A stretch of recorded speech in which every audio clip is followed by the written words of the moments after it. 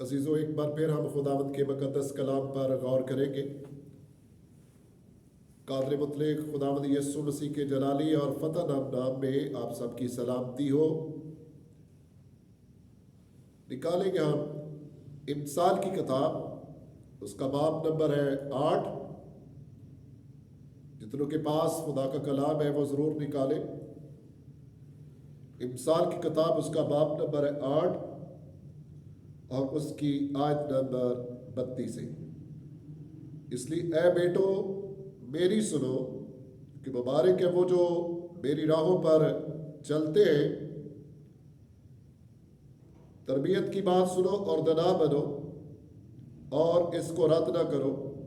मुबारक है वो आदमी जो मेरी सुनता है और हर रोज़ मेरे फाटकों पर इंतज़ार करता है और मेरे दरवाज़ों की चौखटों पर ठहरा रहता है, क्योंकि जो मुझको पाता है ज़िंदगी पाता है और वो खुदावत का मकबूल होगा। लेकिन जो मुझसे भटक जाता है वो अपनी जान को नुकसान पहुंचाता है। कलाम मुक़द्दस का पढ़ा जाना, सुना जाना, सुनाया जाना हम सब के लिए बायस से बरकत बने।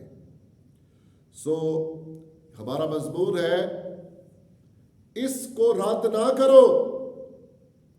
किसको? खुदा की बातों को रद्द ना करो। सुलेमान ये नहीं कह रहा कि जो मेरी बातें, वो अपनी तरफ से कुछ नहीं कह रहा, वो खुदा की बातें बयान कर रहा है कि इसको रद्द ना करो। ये बिल्कुल साफ बात है, क्लियर है। समझ ले, गौर कर ले। जो कलाम को रद्द करेगा, वक्त आ जाएगा वो भी रद्द किया जाएगा। हमने सुना सुलेमान बादशाह बड़ी मोहब्बत से, बड़े प्यार से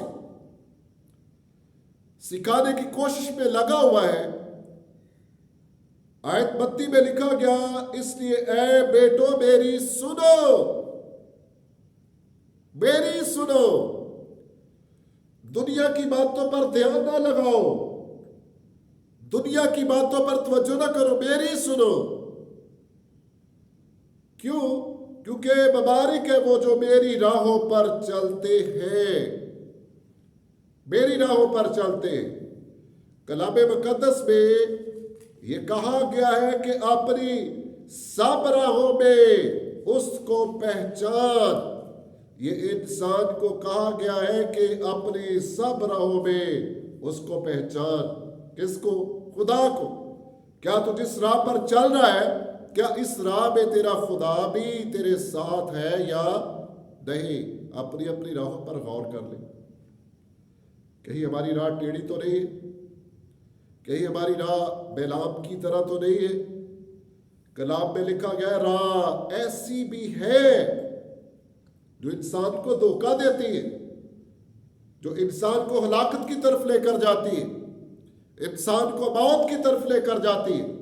राह ऐसी भी है जो इंसान को सीधी मालूम होती है, मगर उसके इंतहा में मौत की राहें, मौत की राहें उसके इंतहा में।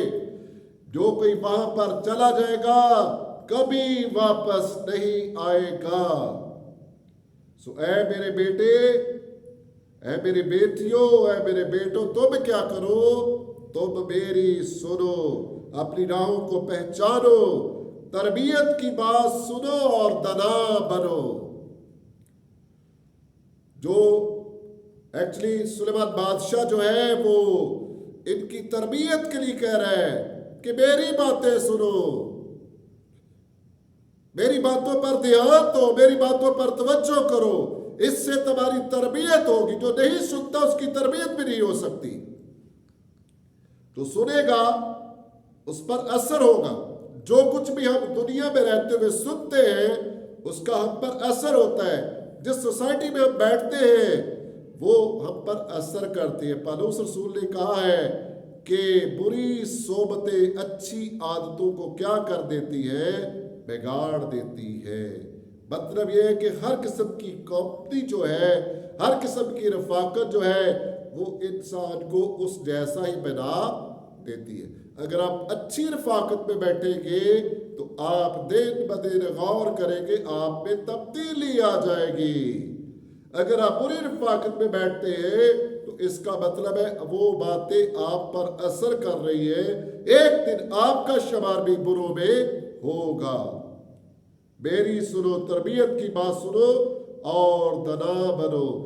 जोर दिया गया और इसको रद्द ना करो। मेरी बातों को रद्द करना गोया खुदा की बातों को रद्द करना है। अगर तुमने जिंदा खुदा को रद्द कर दिया तो खुदा क्या करेगा? तुम्हें रद्द कर देगा। सो मुबारक है वो आदमी जो मेरी सुनता है। खुशखबरी सुना दी है वाइस ने, सुलेमान बादशाह ने खुशखबरी सुना दी है कि मुबारक है वो आदमी जो मेरी सुनता है। ये सारी की सारी बातें हिकमत की बातें हैं। जो कोई इसको अपनाएगा वो हिकमत हासिल करेगा, वो दनाई हासिल करेगा, वो मुबारक कहलाएगा, वो ईमानदार बेटा और बेटी कहलाएगा। उसको सादक का टाइटल दिया जाएगा, जो हर रोज मेरे फाटकों पर इंतजार करता है। ज़बूर में लिखा हुआ है, मेरा दिल रात को मेरी तरबियत करता है। इसीलिए कलाम मुकद्दस में लिखा गया, शरीयत की ये किताब तेरे मुंह से ना हटे, बल्कि दिन और रात तुझे इसी का ध्यान हो। सो ये बात की शायद बहुत सारे लोगों में कमी है। हम सुबह के वक्त तो पढ़ते हैं, क्या हमें जब भी मौका मिलता है उस वक्त भी पढ़ते हैं? गौर किया कभी? अभी मेरे पास वक्त है, क्यों ना मैं खुदा का कलाम पढ़ लूँ। अगर रात को जाग आ जाती तो क्यों ना रात को पढ़ लूँ। ये प्रैक्टिस तो शायद बहुत कम लोगों की है, यानी बहुत कम लोगों की है जो रात को उठकर खुदा का कलाम पढ़ते हैं। सो जो सुबह के वक्त गौर से पढ़ते हैं और रात को भी पढ़ते हैं, आप उनके पास बैठ कर देखें, उनके मुंह से कलाम की बातें निकलेगी, कलाम की बातें निकलेगी। सो इसीलिए यीशु मसीह ने अपनी ज़मीनी खिदमत में कहा है कि जो कुछ इंसान के दिल में होता है वही बाहर आता है। सो कलाम को कसरत से अपने दिलों में बसने दे। जब कलाम की कसरत होगी तो फिर कलाम हमारे अंदर से निकलेगा। मुबारक है वो आदमी जो मेरी सुनता है और हर रोज मेरे पाठकों पर इंतजार करता है, हर रोज अपने खुदा की रफाकत में बैठता है, उसकी सुनता है। जो उसकी सुनता है उसकी तरबियत भी अच्छी हो जाती है, क्योंकि जो मुझको पाता है वो जिंदगी पाता है, जिंदगी, हमेशा की जिंदगी उसको दी जाएगी। सो ये ज़मीनी जिंदगी तो जो कोई आता है ये पाता ही है। अगर हम हमेशा की जिंदगी पाना चाहते हैं तो फिर उसके फाटकों पर आना पड़ेगा। अगर हम हमेशा की जिंदगी पाना चाहते हैं तो फिर उसकी सुनना पड़ेगी। अगर हम हमेशा की जिंदगी पाना चाहते हैं तो उसकी बातों पर गौर करना पड़ेगा, इन पर अमल करना पड़ेगा, तो आपको हमेशा की जिंदगी मिलेगी। और सुलेमान बादशाह कहता है, ऐसा शख्स ये मुबारक भी है, लोग भी उसकी इज्जत करेंगे, कलीसिया के लोग भी उसकी इज्जत करेंगे, गैर कवाम वाले भी उसकी इज्जत करेंगे, क्योंकि लिखा गया वो खुदावंद का मकबूल होगा, खुदावंद का मकबूल होगा। लेकिन जो मुझसे भटक जाता है अपनी जान को नुकसान पहुंचाता है। सो बेटियों बहनों भाइयों गौर कर ले, अगर आप भटक गए, अगर आप दूर चले गए, अगर आपने मसीह को छोड़ दिया है, अगर आपने कलाम पढ़ना बंद कर दिया है, अगर आपने दुआ करना बंद कर दी है, अगर आप उसके साथ रफाकत में नहीं है, तो फिर क्या होगा? आप भटके हुए लोग हैं। लेकिन अभी दूसरा इसका ये हिस्सा है, लेकिन जो मुझसे भटक जाता है अपनी जान को क्या पहुंचाता है? नुकसान पहुंचाता है। वो किसी दूसरे का नुकसान नहीं कर रहा, वो अपनी जान को नुकसान पहुंचाता है। अभी हमारे पास मौका है, वक्त है गलतियों को माफ करवाने का। अभी हमारी मिस्टेक्स, अभी हमारे ब्लंडर्स हैं, वो माफ कर दिए जाएंगे अगर हम दूसरा बेटे की तरह इकरार करेंगे, वापस आ जाएंगे तो एक बड़े लॉस से बच जाएंगे। जो जहन्नम की आग है, कलाम मुकद्दस में लिखा गया, ये तो नाफरमान फरिश्तों के लिए थी। अब इसमें फिर इंसान किस तरह फेंके जाएंगे? वो इंसान इसमें फेंके जाएंगे कौन कौन से?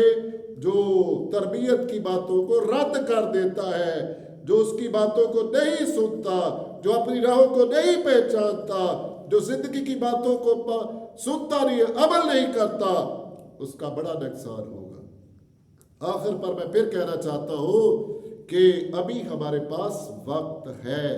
कलाम मुकद्दस में यीशु मसीह ने यरूशलेम के लोगों को, इस्राएल के लोगों को ये वार्न किया था कि ए यरूशलेम, ए यरूशलेम, कितनी बार मैंने चाहा, जिस तरह मुर्गी अपने बच्चों को अपने परों के नीचे छिपा लेती है, मैं भी तुमको छिपा लूं।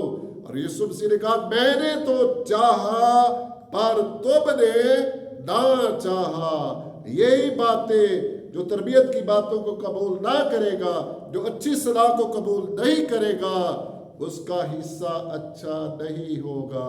कलाम में लिखा गया कि वो अपनी ही जान को नुकसान पहुंचाएगा। सुलेमान बादशाह की वार्निंग क्या है? इसको रद्द ना कर।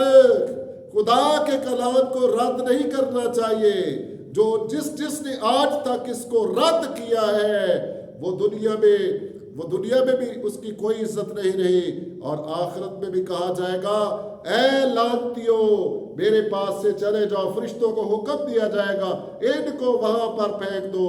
दो ग्रुप बनाए जाएंगे, एक दाईं तरफ वाले, एक बाईं तरफ वाले।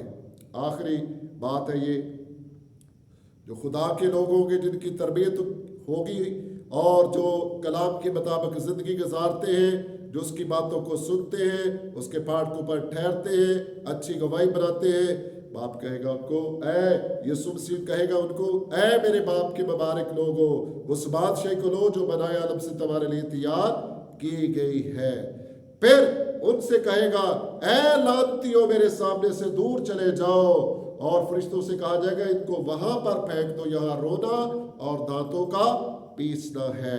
इसलिए कलाम मुकद्दस में ये छोटा सा मजमून वसी है, बड़ा मजमून है, लेकिन मैंने आज आपके सामने थोड़े वक्त में बयान किया है, इसको रद्द ना करो। जो इसको रद्द करेगा वो हमेशा हमेशा के लिए रद्द कर दिया जाएगा। खुदावंद आप सबके साथ हो, अपनी दुआओं में याद रखें और कमेंट्स जरूर किया करें। खुदावंद आपके साथ हो। आमीन।